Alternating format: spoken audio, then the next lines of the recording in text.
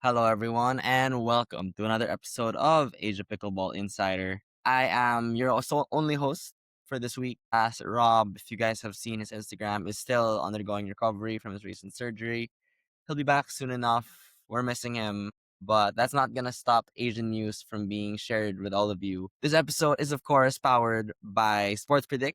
They'll be featured a lot more in the second half of this episode, and also by Ram Sports. So thank you so much to both our sponsors for the support. So to start things off, APP Malaysia has kicked off this week, and as of the publishing of this episode, the first round of games will be starting. And along with that, we're gonna be doing a sports predict segment, which will be the pod picks, which we haven't done in a while. So just to give you guys a quick refresh, the way the pod picks works is we're gonna be featuring the different markets that sports predict has on that event, and usually it'll be me and Rob sharing our opinion. But this week you just have me. So this week that event is going to be the APP Malaysia. Going to be sharing who I think is going to do well as where I think the markets are going to go on Sports Predict. And if you don't know what Sports Predict is, it is a sports prediction platform where you get to have all the fun of predicting sports and other events without the gambling. So unlike others that may be out there, the way Sports Predict works, it's purely for the love of the game. Think of it like chess.com, where you play in these markets not to win money, but simply to make the sports you're watching more engaging, to prove to your friends that you're a better predictor than them, and overall just have a bit of fun. And of course, there are contests as well that Sports Predict does, where they give out prizes to their best predictors. But unlike gambling, you're not putting anything down. There's no money, nothing at all. So if you want to try out the link in the description of this video to sign up and join us, because the AP Malaysia markets are going to be out soon.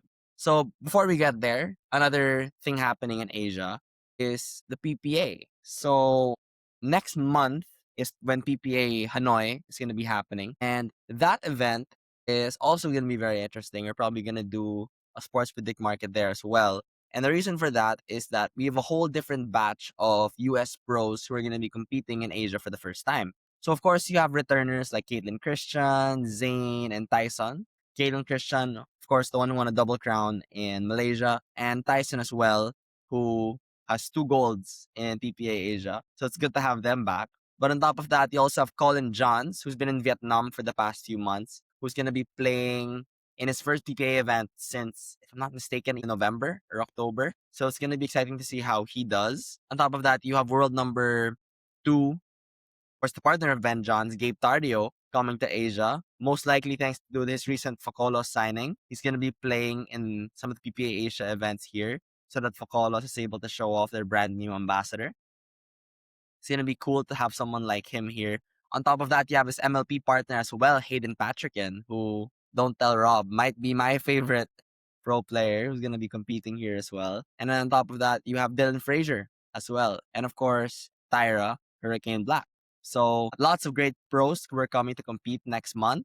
So that's going to be exciting to watch. And a lot of them have already been visiting Asia. They did an event recently in Malaysia in Tomas Pickleball Club, where a lot of the pros got to show off and overall have a pretty fun event. And on top of that, another thing that the PPA Asia has done is that they've signed new players to PPA Asia. Some of those highlights being Len Yang, who won the Hong Kong Open, is now officially signed in the PPA.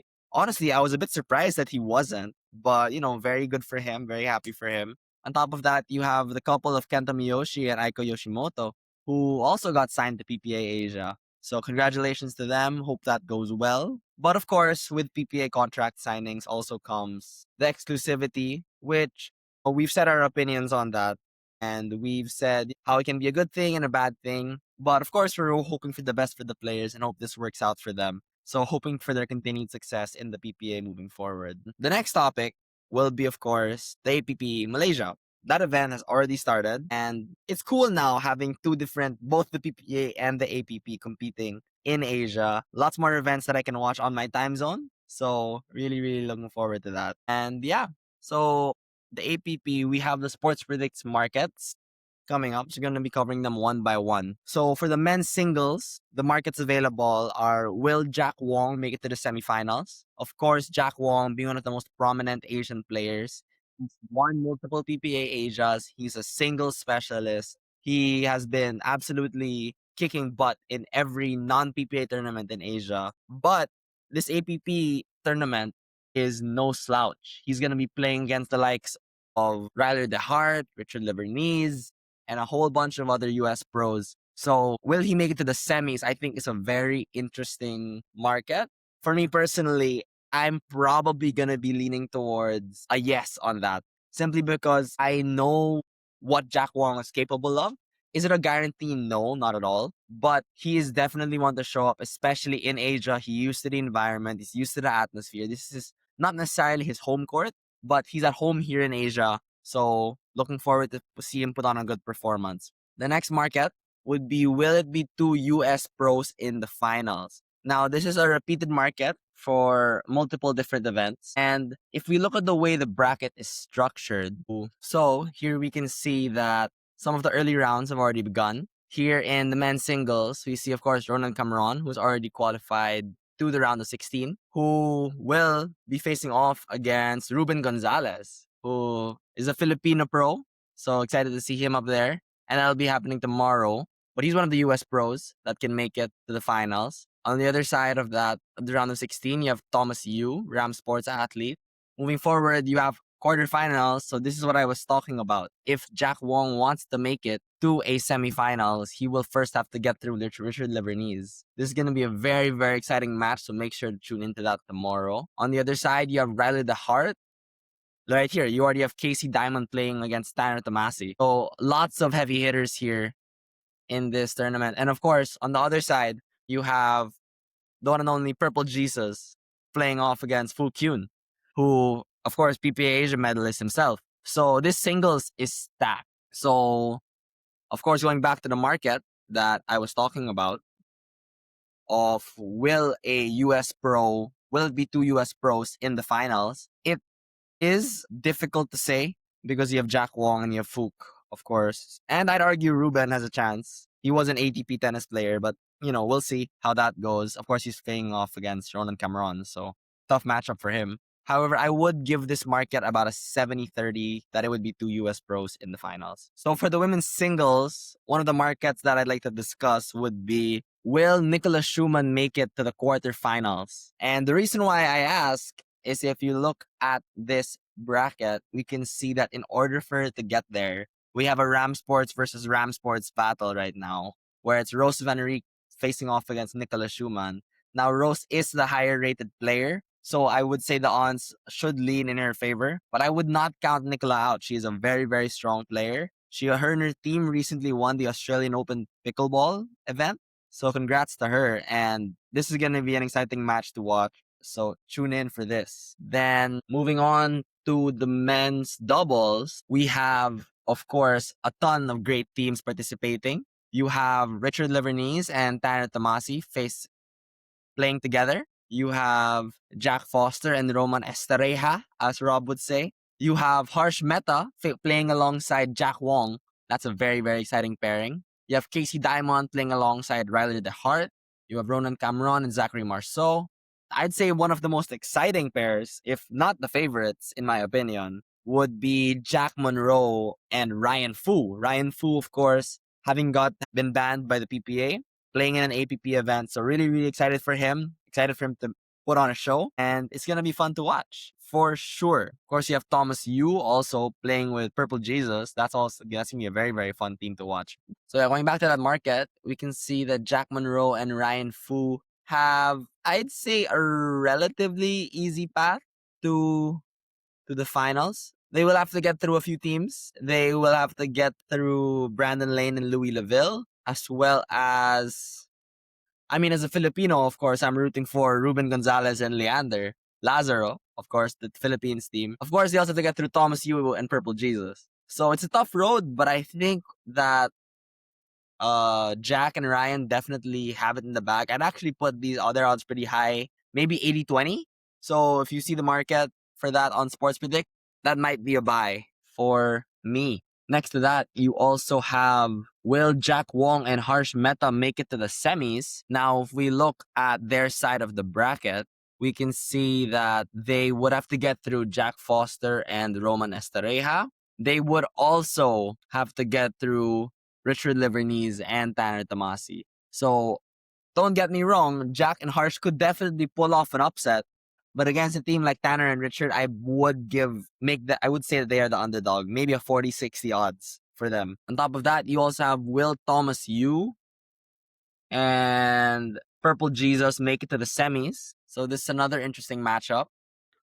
And, we already saw them earlier. I'd say, have a relatively easy path through to the round of 16.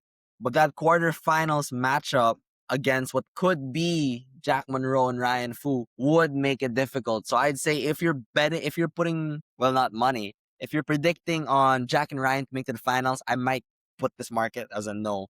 Unless you want to hedge your bets, which, depending on how you want to play, it's entirely up to you. Then, going on to the women's doubles, these have a few interesting markets that I would like to cover. So, looking at the women's doubles, one of the markets is, will an Asian be in the finals? So, of course, there are a ton of Asians participating, but the strength of the American women's teams do make this a bit risky. But it depends on who you're supporting for this. I would put the odds slightly towards the US pros, but to each his own. One fun market that I see is, will the three Ram Sports women, that being Rose Van Riek, Nicola Schumann, and Yushe, make it to the quarterfinals. So this would mean that all three of them would have to win 2 of their matches. Some of them have a bye, like Yushe has a bye, so she's only 1 win away. Same with Rose. Actually, all 3 of them have byes. So they all just need to win their round of 32 matchup. So I would say, especially if you're a Ram Sports fan, this is an easy buy for these 3. So looking forward to seeing them represent the brand. For those of you who don't know, Ram Sports is a paddle, apparel, and also a court developer. They're all over China. They're building a ton of new facilities, and they're really helping grow the sport of pickleball in China. So that's what they are. Also Rob's sponsor. So if you want to pick up the same paddle that Rob uses, that being the Ram Sports Typhoon, it is extremely cheap for what it is. It's one of the best Gen 3 paddles out there. So if you want to pick one up, use code ROB20 on those to get a discount and try it for yourself. 2 more markets for this category that I find interesting. And the last 2 markets for today's episode, these would be a Filipino team will a Filipino make it to the round of 16? Of course, I have to rep my country for my kababayans. For those not Filipino, I guess that translates to countrymen. You have, of course, SJ Lim playing in this event, as well as the pure Filipino team of, I know they're here, I saw them earlier, of Ana Clarice Patrimonio and Joy Sanosa. So I am rooting for them. Hoping, but they do have to get through Yushe though. So it's gonna be it's definitely an uphill road, definitely an uphill battle. And then the last market for this, which I'll already give you my answer. It is a hard yes for me.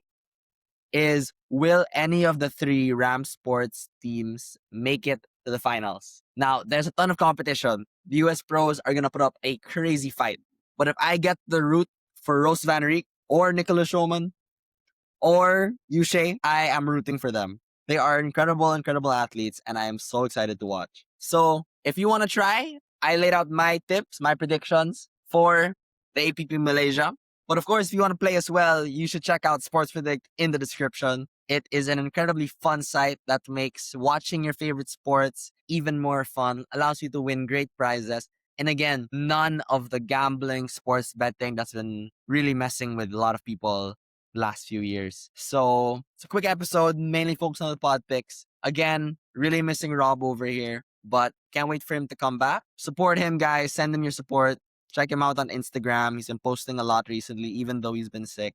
So send him your love, send him your support. And that's about it for this week's episode of Asia Pickleball Insider. Thank you so much to SportsPredict for supporting this.